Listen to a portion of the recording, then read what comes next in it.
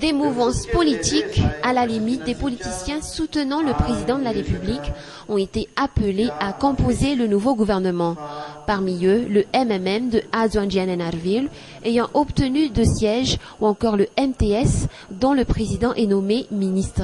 Le MDM, déjà présent dans l'ancien gouvernement, la mouvance Ravalmanan et le MAPAR sont aussi représentés sans doute pour donner une touche de réconciliation et d'ouverture au gouvernement.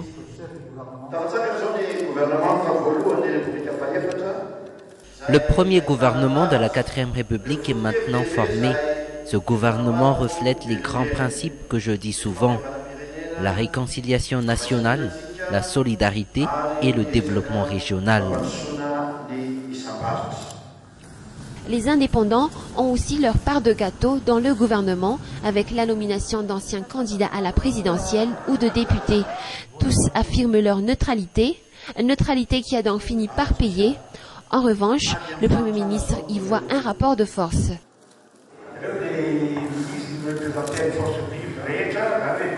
Toutes les forces du pays y sont représentées.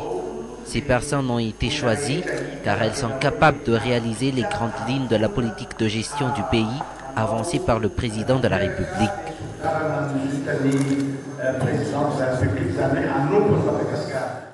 Il s'agit donc d'un gouvernement d'ouverture. Sera-t-il efficace pour le redressement du pays dans les plus brefs délais? On le saura dans les prochains mois.